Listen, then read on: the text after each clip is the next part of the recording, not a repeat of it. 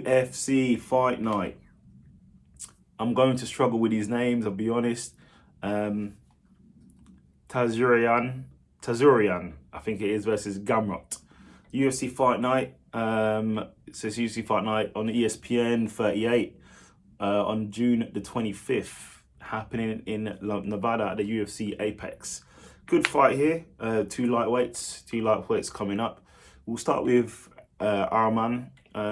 Good fighter here. Russian, 18 wins, 2 losses. So he's obviously a solid fighter. His last fight was against Joel Alvarez. He won by TKO punches. February 26th, 2022, so it's a few months away.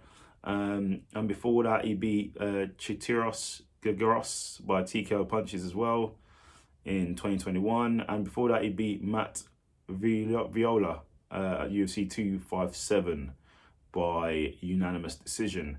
So obviously he's a solid fighter out of Russia. So obviously master of sports, master of wrestling. You know what you're going to get with these Russian Dagestanian guys. It's going to be wrestling. It's going to be striking and wrestling. So that's what he's bringing to the table. And that's a strong base and a strong base to defeat. So it's going to be a tough match. And he's ranked number 11 in the UFC lightweight division. So he's going against Mateusz Gamrot. He is from Poland. His record is 1 loss and 20 wins, which is very solid. His last fights, Carlos Diego Ferreira, TKO submission, knee to the body. That was in December 2021. And then before, he actually beat Jeremy Stephens as well, by submission Kimura in July 2021. And before that, he beat Scott Holtzman by TKO punches in 2021 in April. So he's obviously a live wire. He's a tough guy. Ranked number 12 in the UFC division, UFC lightweight division, and he specializes in wrestling as well.